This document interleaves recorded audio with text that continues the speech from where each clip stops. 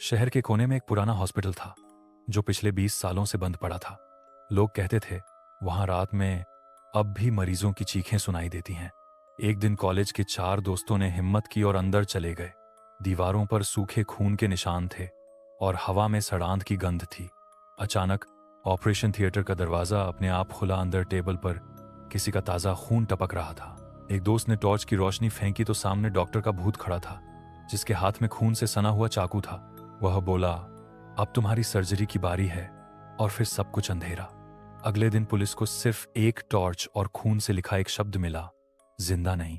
कहा जाता है उस रात के बाद हॉस्पिटल में चीखें और तेज हो गईं। अगली सुबह जब पुलिस पहुंची तो हॉस्पिटल के अंदर अजीब सन्नाटा था। खिड़कियां टूटी हुईं, दीवारों पर ताजे खून के निशान और जमीन पर किसी के जूतों के गीले निशान।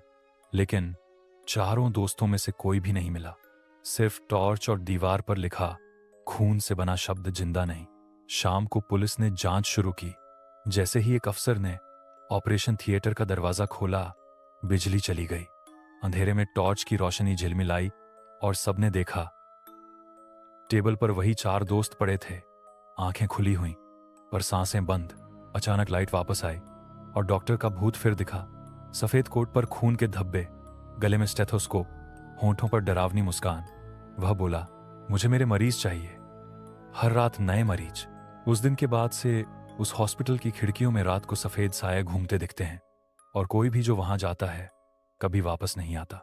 3 महीने बाद आरव नाम का लड़का अपने लापता दोस्तों को ढूंढने उसी पुराने हॉस्पिटल में लौटा।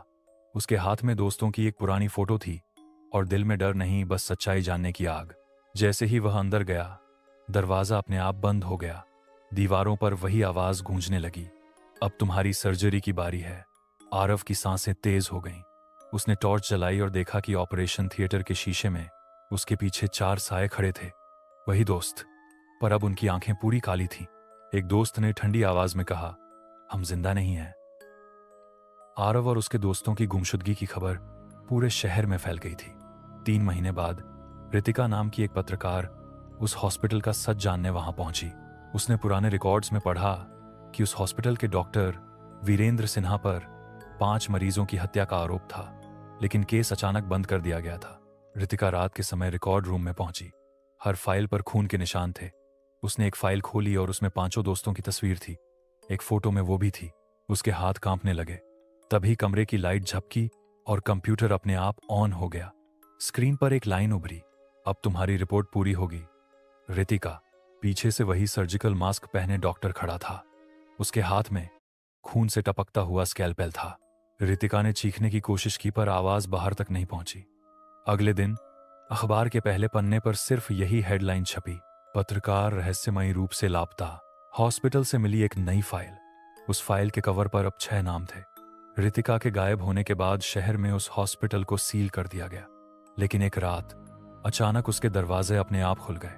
गार्ड ने जब सीसीटीवी देखा तो दरवाजा अपने आप हिल रहा था, जैसे कोई अदृश्य ताकत अंदर लौट आई हो। अगले दिन एक सरकारी जांच टीम वहां पहुंची।